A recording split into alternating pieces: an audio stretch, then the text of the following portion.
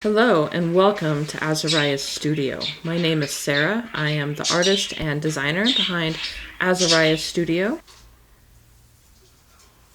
I'm going to show you how to do whip stitch seaming on the crocheted pieces. So you could use this to join a couple of blanket squares, the edges of some mittens that you've worked in rows instead of rounds. This edge is the foundation single crochet. And this is the tops of the single crochets of the last row. I just left a long end. Just kind of get them lined up. Figure out which loops we're going to work in. I know I'm going to work in these. That's obvious. I'm going to pick a set of loops over here. We're going to work in these.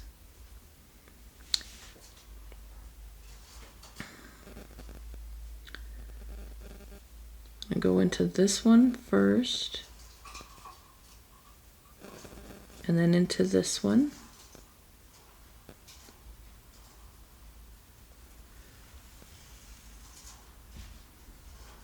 I don't pull it all the way, not quite yet. Right. And then we'll go into the second one.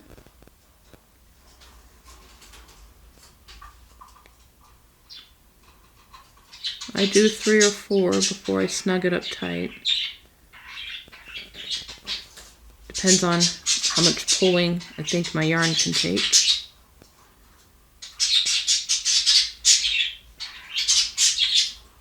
This being a superwash merino, it can take quite a bit.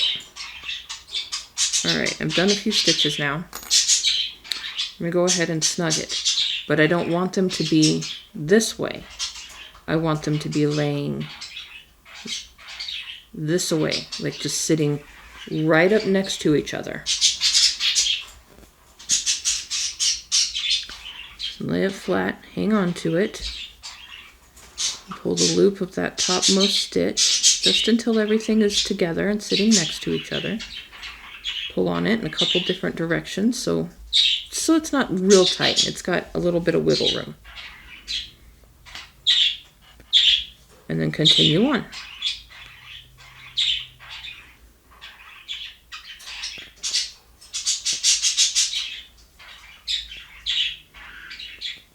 You may have worked a hat in rows and have to join it this way as well. I've done that before.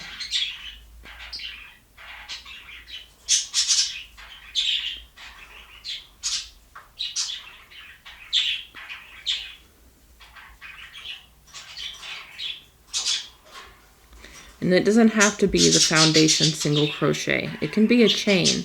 Foundation single crochet is a little bit nicer and less messy though. This is the first stitch of it, so it's a little hinky. Alright, here's the end. I'm going to take it back down. I'm going to pull right here and snug those few up. There we go. I'm going to pull here and snug up those. And that puts those together. So here's that row right there. Let's turn it the other way. And that's what it looks like on the other side. So they're nice and smooth all the way around. There's no bump or ridge that's going to become irritating if this were the side of a mitt, for example. But if you hold it like right sides or wrong sides together and whip stitch this way, it will make a ridge. But this way they're laying flat next to each other. And they're nice and smooth. And that is how I do the whip stitch seaming for crochet. Thank you for watching. Happy making.